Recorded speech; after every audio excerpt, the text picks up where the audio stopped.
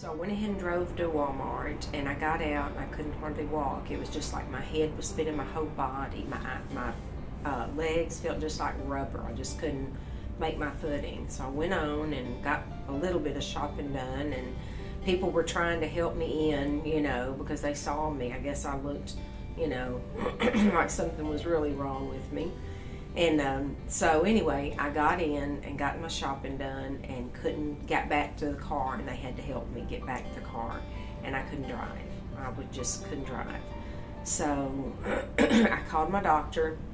His office was closed, so I got a friend to bring me because I couldn't drive, and she brought me on over, and the care was just wonderful. I mean, I was scared, I was dizzy, I was sick in my stomach, my left hand had went numb. But the care here was so good. The doctors were right on top of it. They communicated with Herman's Trauma Center, and then Herman's Trauma Center, had them. I wanted to go by ambulance, and then when Herman called them back and talked to the doctor came in and he said, "No, ma'am, you cannot go by ambulance. We're going to have to lifeline you."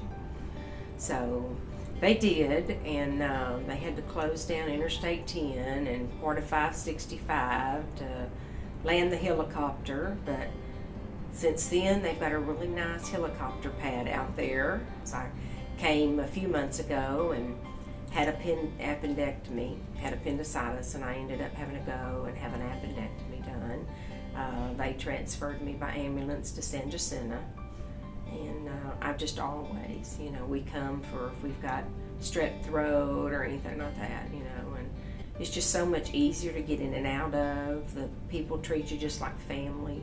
They're all so friendly, and you get really good care. And the cost is so much better.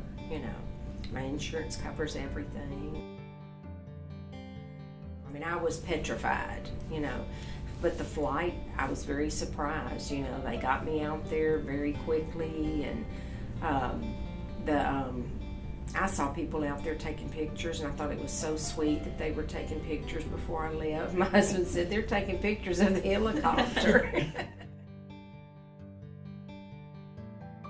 I would tell them, they don't know what they're talking about. They evidently have never had to use, patient's ER or freestanding ER.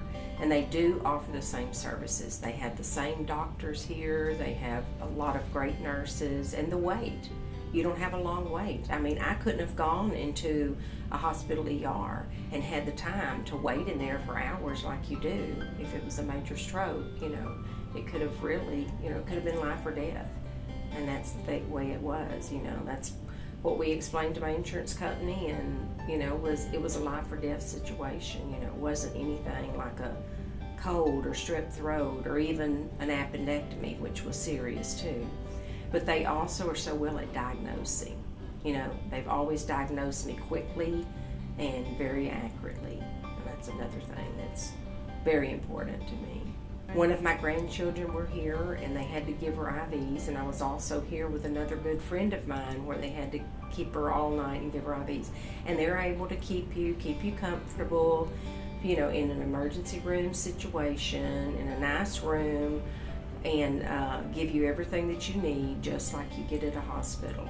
And they can keep you overnight, monitor you for 24 hours until you get, once they get the fluids in, then usually you get to go on home, or if it's something more serious, then they can transfer you, into Houston to another hospital or something.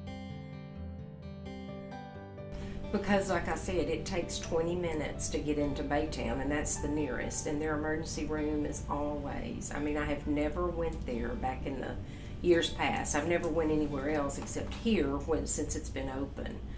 But it takes 20 minutes to get there, and then, you wait for hours. And with the freestanding ER, it says, very little wait, and it's always been. We never wait in the lobby long. They get us into a room, quickly, and then you don't wait in there forever waiting on a doctor. They give you the prescriptions that you need, before you go home. And I think it's very important.